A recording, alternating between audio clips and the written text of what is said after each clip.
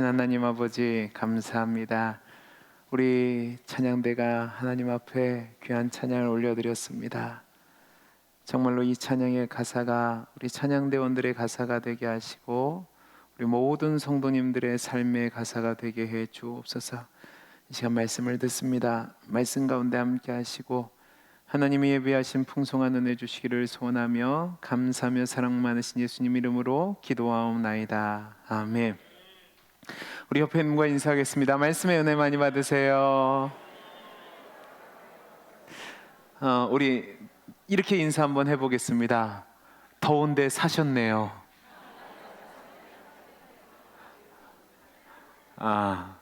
대단하십니다. 살아내셨습니다.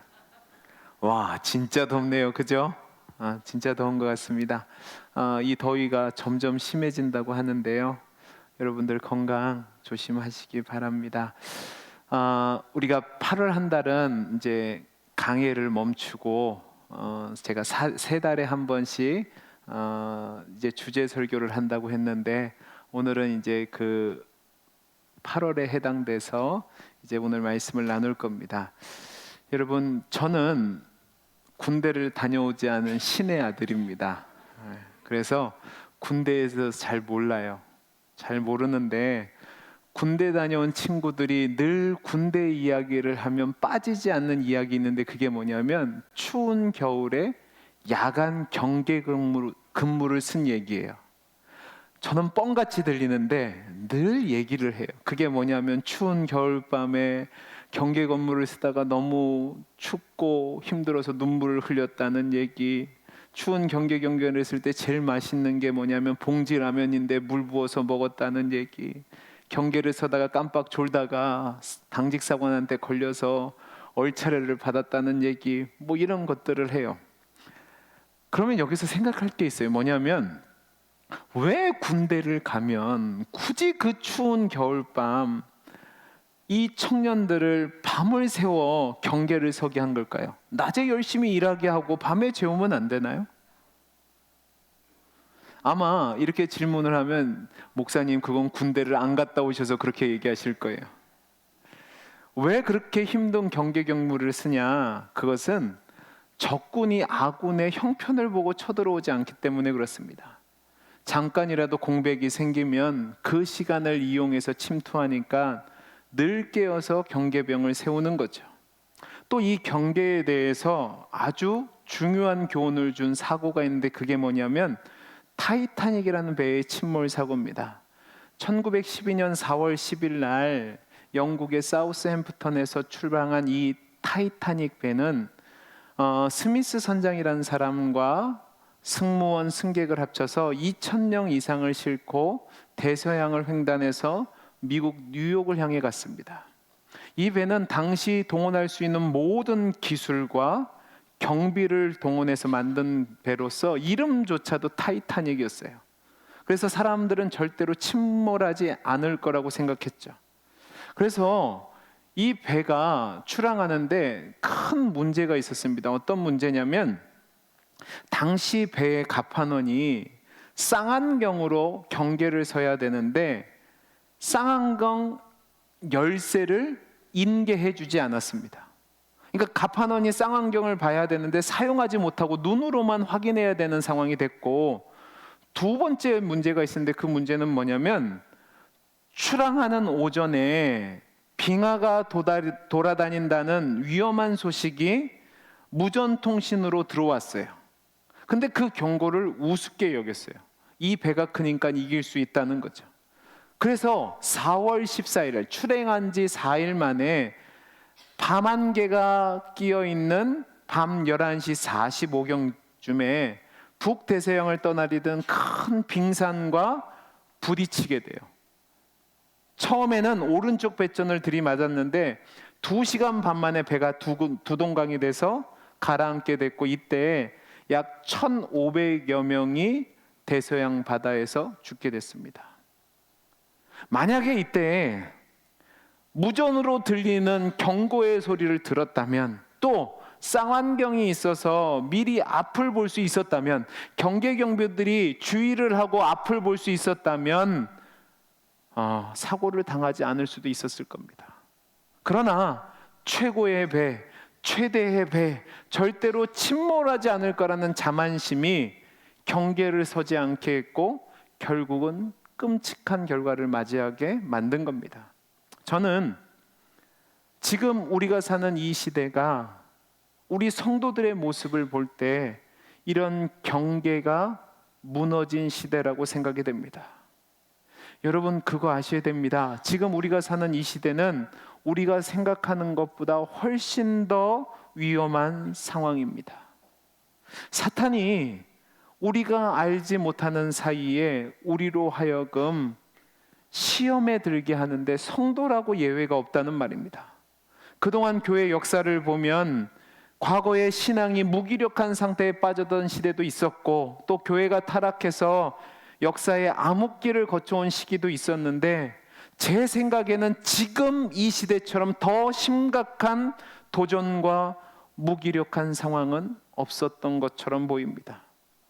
제가 목사로서 이 말씀을 드리는 것은 여러분에게 겁박하기 위해서가 아니라 세상은 점점 더 오염되고 점점 더 흑암 가운데 있고 사단은 종말의 때가 다가오니까 우는 사자와 같이 우리를 삼키려고 달려들고 있는데 우리 성도님들의 모습을 보면 너무나도 게으르고 대충 살고 잠든 상태에서 사는 것처럼 보이기 때문에 그렇습니다. 여러분, 하나님은 저와 여러분을 이 세상의 파수꾼으로 불러 세우셨습니다. 경계병으로 세웠단 말이에요. 그럼에도 불구하고 우리 그리스도인들의 삶의 모습을 가만히 보면 세상의 돈과 명예와 성공과 쾌락에 도취되어서 정말 얼이 빠진 상태로 그 임무를 제대로 감당하지 못하고 있습니다. 근데 여러분, 그거 아셔야 됩니다. 제가 어린 시절이었던 1970년대 80년대 초반만 해도 한국교회는 이렇게 무기력하지 않았습니다. 전국 방방곡곡에 기도하는 소리가 끊이지 않았어요. 그리고 교회가 놀라운 일들을 감당했었습니다. 그런데 지금 우리의 모습을 보면 교회도 커졌고 사람들도 많아졌고 교회에 힘도 생겼는데 우리의 임무를 상실한 채 졸고 있는 모습이란 말입니다. 주일이 되면 대충 교회에 나와 줍니다. 교회에 들러주는 거죠. 그리고 아니면 한 달에 한두 번 교회에 나와주는 것만 해도 족한 시대가 됐습니다. 교회 안에서 울며 기도하는 모습들이 점점 사라지고 있습니다. 그리고 그리스도인이라고 얘기하면서도 윤리와 도덕과 영성이 형편없이 떨어져서 세상 사람들보다도 못한 시대가 됐다는 말입니다. 교회 안에서 하나님의 복음이 선포되어야 되는데 그것은 사라지고 물질 만능주의에 사로잡혀서 그 가치관으로 교회가 뒤덮이고 있다는 말입니다. 여러분, 이 상황을 어떻게 해결해내야 될까? 저는 그런 상황 속에서 오늘 말씀이 우리에게 아주 중요한 교훈을 주는 말씀이라고 생각됩니다. 여러분, 오늘 우리가 읽은 고린도전서 16장 13절에서 24절까지 말씀은 사도 바울이 고린도 교회에게 쓴 편지의 첫 편지를 마지막 종결짓는 부분입니다. 근데 그 첫 마디가 뭐냐? 우리 13절 14절을 다시 한번 같이 읽어보겠습니다. 시작. 강건하라. 너희 모든 일을 사랑으로 행하라. 자, 여러분은 이 말씀을 읽었는데 어떻게 생각하십니까? 그냥 있으니까 읽으셨죠. 근데 이 내용이 이 위치에 맞는 말이라고 생각해 보셨습니까? 저는 개인적으로 볼 때 고린도전서 전체의 내용을 통해서 본다면 이 위치에서 이 말씀은 문맥과 전혀 상관없는 말씀처럼 보입니다. 근데 놀랍게도 사도 바울은 자신의 특기를 발휘해서 이 글을 쓰고 있는데 전혀 맞지 않는 것처럼 보이지만 전체 문장으로 볼 때 논리적인 통일성을 이루고 있는 말씀을 준다는 말입니다. 자, 그러면 앞의 내용이 뭘까? 여러분, 사도 바울이 고린도전서를 왜 기록했냐면 당시 고린도 교회 안에 심각한 문제가 있었습니다. 그 문제는 뭐냐면 교회 안에 분쟁이 생긴 거예요. 나는 바울파다, 나는 게바파다, 나는 아볼로파다, 나는 심지어 예수파라고 하는 사람들이 서로 팔을 나눠 싸우고 있어요. 나는 방언한다, 나는 애언한다, 나는 교사다, 나는 뭐다 하면서 서로 싸우고 있었다고요. 그리고 자신이 가진 인사와 지혜를 가지고 자랑하고 싸우고 있었어요. 그리고 또 하나는 이런 가운데 거짓 교사들이 들어왔는데 그 거짓 교사의 그 속임수에 빠져서 사도 바울이 전한 복음으로 말미암아 교회가 세워졌는데, 그 사도 바울의 사도성을 의심하며 사도 바울의 사도직을 공격하는 자들이 생겼습니다. 그리고 또 문제가 있는데, 어떤 문제냐면 교회 안에서 싸웠는데 그 문제를 가지고 교회 안에서 해결하는 것이 아니라 세상 법정으로 송사를 했습니다. 더 심각한 문제는 교회 안에 죄 가운데 빠져서 음행하고 또 악한 죄를 저지른 사람들이 있었는데도 불구하고 자신들의 형편에 따라 그냥 놔두고 있었어요. 교회가 잠잠했다는 말이에요. 교회가 결혼 문제로, 여자 문제로 정말 개판 5분 전까지 가는 심각한 상황이 있었다는 말입니다.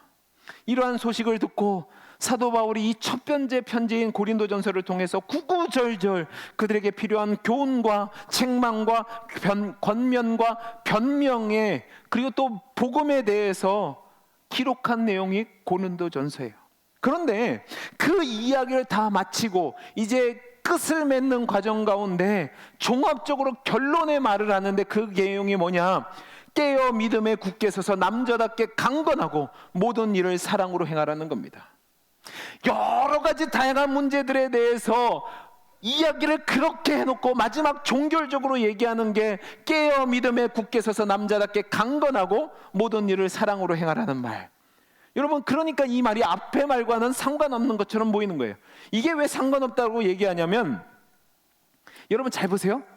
A에 대한 문제가 있으면 A에 해당되는 답을 줘야 됩니다. 맞죠? 그리고 B에 대한 문제가 있으면 B에 대한 문제를 해결해 답을 주는 게 맞아요. 그러니까 케이스 바이 케이스가 되는데, 사도 바울은 어떻게 했냐? 교회 안에 있는 모든 문제들을 다뤘어요. 그리고 그 처신과 결정의 원리를 그냥 깔때기처럼 하나로 얘기하는데, 깨어 믿음에 굳게 서서 남자답게 강건하고 모든 일을 사랑으로 행하라는 말입니다. 그러니까 말이 앞뒤가 안 맞는 거예요. 근데 놀라운 것은 이 말이 앞뒤가 안 맞는 것처럼 보이는 이 말이 전체를 아우르는 논리적이고 통일성을 가진 가장 정확한 끝맺음이 된다는 거예요. 왜 끝맺음이 되냐? 이제 그 이야기를 해보려고 하는 겁니다. 우리 다시 한번 13절 14절을 읽어보겠습니다. 시작. 굳게 서서 남자답게 강건하라. 너희 모든 일을 사랑으로 행하라. 여러분, 여기서 우리가 주목해야 될 단어가 바로 깨어라는 말입니다. 이 깨어라는 말은 구약 성경과 신약 성경에 자주 사용되는 말인데, 일어나다, 깨어나다라는 의미를 가졌는데, 특별히 이 단어는 어디에 많이 썼냐면 군인들이 파수꾼으로 경계를 서서 앞에 일어날 사건을 대비할 때 사용한 단어입니다. 우리 주님께서도 공생의 기간 동안 이 깨어라는 단어를 종종 사용하셨는데, 우리 성경을 한 군데만 찾아서 읽어보겠습니다. 마태복음 24장 37절에서 44절까지 말씀인데요, 우리 42절에서 44절 말씀만 같이 읽어보죠. 같이 읽어보겠습니다. 시작. 그러므로 깨어 있으라. 어느 날에 너희 주가 임할는지 너희는 알지 못함이니라. 너희도 아는 바니 만일 집주인이 도둑이 어느 시각에 올 줄 알았더라면 깨어 있어 그 집을 뚫지 못하게 하였으리라. 이러므로 너희도 준비하고 있으라. 생각하지 않은 때에 인자가 오리라. 여러분, 이 말씀은 예수님이 제자들에게 임박한 종말의 때를 준비할 것을 교훈하시는 내용 중에 있습니다. 몇 절 안 되는 말씀 중에서 계속해서 깨어 있으라는 단어가 나오고 있어요. 노아의 홍수 때에 분명히 홍수의 심판이 있을 것이라는 소식이 들었습니다. 그런데 사람들은 일상에 파묻혀 살다가 갑자기 닥쳐온 홍수 재앙을 피하지 못했어요. 그리고 그런 것처럼 주님이 다시 오실 때에, 종말의 때에도 사람들이 깨어 준비하지 않다가 도둑같이 임하는 그 종말의 때를 준비하지 못해서 심판을 당하게 될 거라고 얘기해요. 그러니까 제자들에게 그런 사람들이 되지 말고 깨어 있어서 주님의 때를 준비하라는 거죠. 오늘 말씀에서 사도 바울의 권면도 그렇고 주님의 말씀도 그렇고 종말의 때를 살아가는 저와 여러분에게 있어서 깨어 일어나 서서 주의하고 경계하라는 이 말씀은요, 우리가 그냥 놓쳐서는 안 되고 정말로 주의 깊게 들어야 되는 말이 되는 겁니다. 그러면 이제 우리가 먼저 생각할 것이 있는데, 왜 이 시대를 살아가는 우리에게 하나님께서는 깨어 일어나 살아가라고 말씀하는 걸까요? 그냥 자면 안 될까요? 괜찮은데요? 큰 문제도 일어나지 않는데요? 왜냐하면 우리가 살아가는 이 시대가 영적인 전쟁터이고, 그 전쟁터에서 저와 여러분은 사단의 세력과 맞서 싸우는 그리스도의 군사로 살아가기 때문에 그렇습니다. 여러분, 요한계시록 16장 12절에서 16절 말씀을 우리 한 절씩 교독해 보죠. 또 여섯 천사가 그 대접을 큰 강 유브라데에 쏟음에 강물이 말라서 동방에서 오는 왕들의 길이 예비되었더라. 또 내가 봄에 개구리 같은 새 더러운 영이 용의 입과 짐승의 입과 거짓 선지자의 입에서 나오니 그들은 귀신의 영이라 이적을 행하여 온 천하 왕들에게 가서 하나님 곧 전능하신 이의 큰 날에 있을 전쟁을 위하여 그들을 모으더라. 보라, 내가 도둑같이 오리니 누든지 깨어 자기 옷을 벗겨 벌거벗고 다니지 아니하며 자기의 부끄러움을 보이지 아니하는 자는 복이 있다. 같이 있습니다. 새 영이 히브리어로 아마겟돈이라 하는 곳으로 왕들을 모으더라. 여러분, 이 말씀은 계시록에 나타난 7 대접의 재앙에 관한 말씀 중에 6번째 대접의 재앙의 예역입니다. 이 여기 보면 귀신의 영들이 하나님과의 전쟁을 위해서 온 천하의 왕들을 아마겟돈이라는 곳에 불러 모읍니다. 근데 여러분, 지금 이 시대가 바로 사단의 영들이 이 시대의 왕들을 이용해서 하나님을 대적해서 전쟁을 벌이는 시기라고요. 근데 중요한 것은 그 귀신의 영이 성도들을 대적할 때 사용하는 방법 중에 하나가 투쟁하지 못하도록, 싸우지 못하도록 잠을 재우는 겁니다. 15절 말씀 보시기 바랍니다. 내가 도둑같이 오리니 누구든지 깨어 자기의 옷을 지켜 벌거벗고 다니지 아니하며 자기의 부끄러움을 보이지 아니하는 자는 복이 있도다 라고 되어 있습니다. 그러니까 저와 여러분이 영적 정투에 임했는데 사단이 우리를 이기기 위해서 우리를 미혹하는 방법이 뭐냐? 우리로 하여금 옷을 벗어서 그냥 자게 하는 거죠. 신앙생활에 열심을 내지 않게 만든다는 말입니다. 여러분, 이 말을 오해하시면 안 됩니다. 우리는 자꾸 이 말을 오해해서 명분론으로 만들어서 성도 간에 서로 싸우고 있다고요. 지금 사도 바울이 깨어 믿음에 굳게 서서 남자답게 강건하라는 말은 성도 간에 네가 잘났네 내가 잘났네 싸우라는 말이 아닙니다. 교회 생활하려면 사람들이 시험에 드는 가장 큰 이유가 뭐냐? 늘 성도들 간에 시비가 붙는 거예요. 그러면 여러분, 시비가 왜 일어나죠? 시비는요, 한쪽이 온전히 잘하고 한쪽이 온전히 잘못하면 일어나지 않아요. 시비가 일어나는 이유는 이쪽에서 보면 이쪽이 옳고 저쪽에서 보면 저쪽이 옳을 때 시비가 일어나요. 이 사람 말을 들으면 이 사람 말이 옳고 저 사람 말을 들으면 저 사람 말이 옳을 때 시비가 일어나는 거란 말입니다. 그리고 이 시비가 붙으면 희한한 게 이 시비를 다루는 것이 아니라 자신의 옳음을 증명하기 위해서 다른 것을 가지고 들어와요. 저거 봐 눈 봐, 저렇게 치켜뜨는 거 봐봐, 저렇게 냉정하니까 못되게 굴지, 인사도 제대로 안 하고 지가 잘났으면 얼마나 잘났다고 저렇게 잘난 척하는 거 봐봐. 여러분 잘 보세요. 나쁘게 보니까 나쁘게 보이는 거죠. 그럼 왜 나쁘게 보는 줄 아세요? 이기고 싶어서 그래요. 이기고 싶으니까 내가 옳다라는 걸 증명하기 위해서 문제가 아닌 다른 것을 가지고 들어온단 말입니다. 지금 고린도 교회 안에도 문제를 보시기 바랍니다. 이 사람들이 지금 서로 싸우고 있어요. 나는 개바파, 나는 바울파, 나는 아볼로파, 나는 예수파, 나는 방언을 한다, 나는 통역을 한다, 나는 지혜를 가졌다, 나는 예언을 한다고 서로 싸운다고요. 그 싸움을 싸우기 위해서 명분을 내세우는 것은 깨어서 굳게 서서 강건한 모습이 아니라고요. 여기서 말씀하는 깨어 믿음에 굳게 서서는 사단이 우리의 신앙을 열심을 내지 못하게 하는데 그런 상황을 만드는 것과 싸우는 것을 말합니다. 여러분 기억하시기 바랍니다. 저와 여러분은 주의 군사입니다. 아멘이십니까? 근데 군사도 그냥 군사가 아니에요. 저와 여러분은 최전선의 최앞에서는, 가장 앞에서는 특공대라는 말입니다. 저와 여러분이 살아가는 모든 삶의 현장이 전쟁터입니다. 근데 하나님은 교회를 그 전쟁터에서 유일하게 싸울 수 있는 전투부대로 만드셨습니다. 그리고 그 전투부대의 군사가 저와 여러분이라고요. 그럼 여러분 어떤 자세로 전쟁에 임해야 될까요? 죽기 살기로 싸워야죠.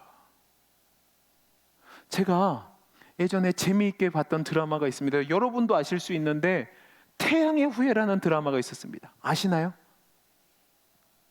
모르세요? 반응을 보이시라니까요. 그래야지 다음 얘기를 제가 할 거 아니에요. 아시죠?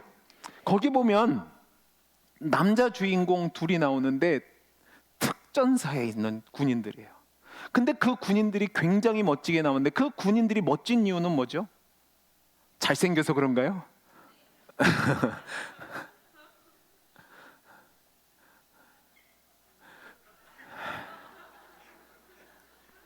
잘생기기도 했어요. 근데 그 사람들이 멋진 이유는 임전무태잖아요. 자신에게 미션이 주어왔을 때 조국이 버린다 할지라도 내게 주어진 책임에 목숨 걸고 싸우는 거잖아요. 총을 두려워하지 않습니다. 여러분, 저와 여러분이 그런 존재라고요. 그런데 사단은 우리에게 그런 충성을 다하지 못하도록 우리의 마음을 세상의 것에 빼앗기게 하고 거기에 함몰되게 해서 자꾸 자게 만든다고요. 영적인 것에 무관심하게 만듭니다. 세상에 작용하고 있는 사단의 세력과 보이지 않는 악의 힘을 믿지 못하게 만들어서 결국 우리로 하여금 평안하다, 평안하다, 잠도 자자, 좀 더 자자, 괜찮다, 괜찮다 만드는 거죠. 그래서 어떻게 만든 줄 아십니까? 기독교 신앙을 단순한 하나의 가르침이나 철학이나 삶을 사는 지혜 정도로 여기게 합니다. 그러나 여러분, 그거 아닙니다. 복음은 투쟁입니다. 기독교 신앙은 투쟁이라는 말입니다. 예수님이 누가복음 12장 49절에서 51절에서 이렇게 말씀합니다.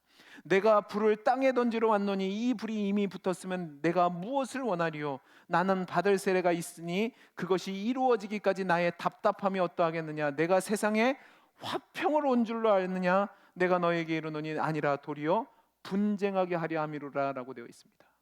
여러분, 우리 주님은 이 세상에 불을 던지러 오셨습니다. 그 불은 뭐냐면 분리와 정화입니다. 그 분리와 정화 가운데 일어나는 것이 분쟁이라고 해요. 싸움이라는 말입니다. 성경은 성도들에게 계속해서 뭐라고 말씀하냐면 사단의 세력과 싸우는 삶이 성도의 삶이라고 말합니다. 사도 바울은 자신의 인생을 뭐라고 정리한 줄 아십니까? 디모데후서 4장 7절에서 이렇게 얘기합니다. 나는 선한 싸움을 싸우고 라고 얘기합니다. 그리스도인의 삶은 절대로 평안의 삶을 살기 위해서 신앙생활하는 것도 아니고 거기에서 안정을 찾고 위로를 누리며 살아가기 위해서 하는 것이 아니라 죄악과 치열하게 투쟁하며 살아가는 것이 성도의 삶의 모습입니다. 근데 말세가 되면 사단이 우는 사자와 같이 둘이 살길자를 찾아다니는데 그 방법이 뭐냐? 성도들을 미혹하는 거예요. 어떻게 미혹해요? 무기력하게 만드는 거예요.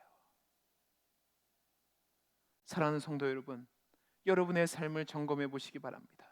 여러분은 정말로 지금 여러분의 삶이 깨어 믿음에 굳게 서서 남자답게 사단의 세력과 싸우고 있습니까? 아니면 세상의 편안함과 이생의 자랑과 정욕에 함몰되어 영적으로 자고 있는 상태입니까? 여러분, 진짜로 훌륭한 군인은 다른 사람 탓하지 않고 나를 보는 사람입니다.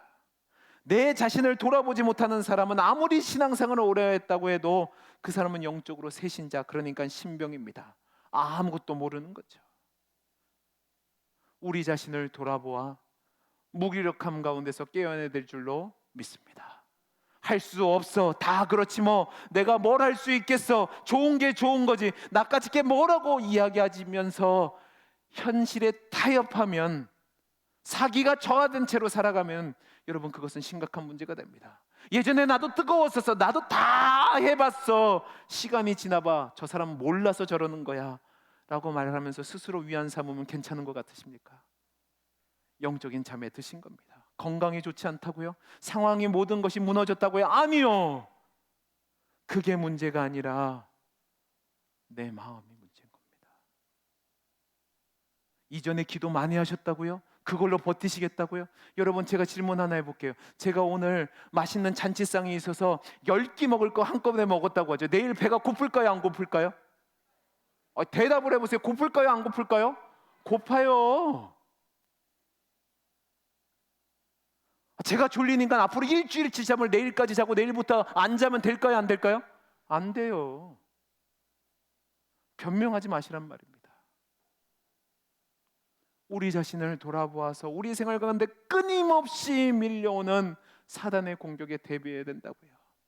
정직하셔야 되고 순결하셔야 되고 거룩함을 유지하기 위해서 그 복잡 미묘한 사단의 유혹에 깨어 있어서 승리할 수 있도록 준비해야 된다는 말입니다. 그런데 조건이 있습니다. 남을 깨우려고 하지 마세요. 우리 집 가훈이 뭐라고 그랬죠? 너나 잘하라고요. 다른 사람 지적하지 마시고 다른 사람 탓하지 마시고 먼저 나 자신을 돌아보시기 바랍니다. 이게 바로 깨어 믿음에 굳게 서서 남자답게 강건하게 살아가는 성도의 모습입니다. 자, 그러면 어떻게 살아가는 것이 깨어서 믿음에 굳게 선 믿음의 군사의 모습일까? 오늘 말씀 14절에서 18절 말씀을 같이 한번 읽어보겠습니다. 시작. 너희 모든 일을 뭐라고요? 사랑으로 행하라. 형제들아, 스데바나의 집은 곧 아가의 첫열매요 또 성도 섬기기로 작정한 줄을 너희가 아는지라. 내가 너희를 권하노니 이같이 사람들과 또 함께 일하며 수고하는 모든 사람에게 순종하라. 내가 스데바나와 부드나도와 아가이고와 온 것을 기뻐하노니 그들이 너희의 부족한 것을 채웠음이라. 18절이요. 18절 보여주세요. 18절이 없어요? 자, 우리 18절 다시 한번 읽어보겠습니다. 18절 읽어보죠. 시작. 그러므로 너희는 이런 사람들을 알아주라라고 되어 있습니다. 여러분, 이 말씀이 뭐냐면 한마디로 줄이면 모든 일을 주의 사랑으로 행하라는 겁니다. 주님을 사랑하니까 세상과 타협하지 않습니다. 주님을 사랑하고 모든 일을 사랑으로 행하니까 시시비비를 따지지 않습니다. 주님을 사랑하여서 모든 일을 사랑으로 행하니까 성도들을 섬기기로 작정합니다. 주님을 사랑하여 모든 일을 사랑으로 행하니까 함께 신앙생활하는 모든 사람에게 순종할 수 있고, 주님을 사랑하고 모든 일을 사랑으로 행하니까 성도의 부족한 것을 채우고 도우고 살아갈 수 있고, 주님을 사랑함으로 모든 일을 행하니까 모든 사람의 마음을 시원하게 할 수 있는 거죠. 저와 여러분이 깨어 서서 믿음 안에서 남자답게 강건하게 사는 삶이 뭐냐? 사랑으로 행하는 겁니다. 명분을 내세워 어떤 경건의 모양으로 이기는 것이 아니라 진짜 세상을 이기는 힘은 깨어 있는 것은 사랑으로 행하는 겁니다. 왜 그렇죠? 사탄은 사랑이 없기 때문에 그렇습니다. 이기심과 정욕에 빠져서 나 혼자만 살려고 합니다. 하나님을 대적하게 만들고 성도들을 분열하게 만듭니다. 그러나 깨어 믿음에 굳게 서서 남자답게 강건하게 행하는 성도들은 그 심지가 그리스도의 사랑 안에 뿌리가 박혀 있기 때문에 세상의 상식과 방법을 넘어서 사랑 가운데 행하는 거죠. 여러분, 내가 정말로 주님을 이 세상 그 무엇보다도 사랑하면 세상의 것에 마음을 빼앗기지 않습니다. 내가 정말로 주님을 이 세상 무엇보다도 사랑하면 내 믿음의 동역자들을 이기려고 하지 않아요. 갈라디아서 1장 9절에서 10절 말씀에 이렇게 되어 있습니다. 우리가 전에 말하였거니와 내가 지금 다시 말하노니 만일 누구든지 너희가 받은 것 외에 다른 복음을 전하면 저주를 받을지어라. 이제 내가 사람들에게 좋게 하랴 하나님께 좋게 하랴 사람들에게 기쁨을 구하랴 내가 지금까지 사람들의 기쁨을 구하였다면 그리스도의 종이 아니니라. 여러분, 사도 바울이 지금 뭐라고 얘기합니까? 자신이 그리스도의 군사로 복음을 전하는 데 있어서 가장 큰 기준은 사람을 좋게 하는 것이 아니라 하나님을 좋게 하는 거라고 얘기합니다. 이것이 깨어 믿음에 굳게 서서 사랑 가운데 행하는 성도의 모습입니다. 여러분, 그거 아십니까? 여러분이 믿음 가운데 주의 말씀대로 살아가면 칭송을 받고 인정을 받고 높임을 받을까요? 아닙니다. 오히려 어려움을 당하고 박해를 당하고 오해를 살 수 있고 시비를 붙을 수 있고 괴로움을 당할 수 있습니다. 그러나 그런 시련 속에서 비록 피해를 보고 오해를 당하고 억울한 힘이 생겨도 그 속에서 나를 증명하려 하지 않고 하나님을 기쁘시게 하기 위해서, 내가 하나님을 사랑하니까 하나님의 사랑 안에서 사랑으로 행하니까 기꺼이 참고 깨어지고 죽어지는 겁니다. 왜 아멘을 안 하십니까? 왜 안 하는 줄 아세요? 힘들거든요. 그러나 빌립보서 1장 20절에서 21절에서 바울이 이렇게 얘기합니다. 나의 간절한 기대와 소망을 따라 아무 일에든지 부끄러워하지 아니하고 지금도 전과 같이 온전히 담대하여 살든지 죽든지 내 몸에서 그리스도가 존귀하게 되게 하려 하나니 이는 내가 사는 것이 그리스도니 죽는 것도 유익함이라. 내가 사랑하는 그리스도가 존귀하게만 된다면 어떤 일을 당해도 부끄러워하지 않고 살든지 죽든지 그리스도가 존귀하게 되는 삶을 살아가는 것, 그게 바로 영적인 전쟁에 임하는 영적 군사요 파수꾼의 삶의 자세라는 말입니다. 사랑하는 성도 여러분, 말씀을 마치겠습니다. 저와 여러분은 이 말세지 말에 치열한 영적 전쟁에서 살아가는 그리스도의 군사들입니다. 군사도 그냥 군사가 아니라 예비군이 아니라 퇴역군인이 아니라 가장 최전방에서 목숨 걸고 싸우는 특공대라고요. 여러분 자신을 유시진이라고 생각하시면 됩니다. 유시진이 누군지 모르시는 분은 태양의 후예를 보시면 됩니다. 깨어 믿음에 굳게 서서 흔들림 없이 사랑 안에 거하시고 사랑 가운데 행하시기를 간절히 소원합니다. 모든 삶의 순간 주를 위해 살고 주를 위해 죽는 존재라는 것을 기억하시고 명분 싸움하지 마시고 시시비비 가리는데 목숨 걸지 마시고 사랑으로 모든 것을 행하며 살아가기를 바랍니다. 여러분은 깨어있는 성도입니까? 아니면 잠을 자고 있는 성도입니까? 영적인 파수꾼으로 늘 깨어 믿음에 굳게 서서 남자답게 강건하게 믿음의 싸움을 살아가는 저와 여러분이 되기를 간절히 소원합니다. 기도하겠습니다. 사랑이 많으신 하나님 아버지, 하나님이 우리를 영적인 군사로 부르셨습니다. 파수꾼으로 세우셨습니다. 늘 깨어 믿음에 굳게 서서 강건하게 사랑 가운데 행함으로 주의 싸움을 이기는 싸움으로 만드는 귀한 하나님의 군사들이 되게 해 주옵소서. 은혜 주시기를 소원하며 감사하며 사랑 많으신 예수님 이름으로 기도하옵나이다. 아멘. 우리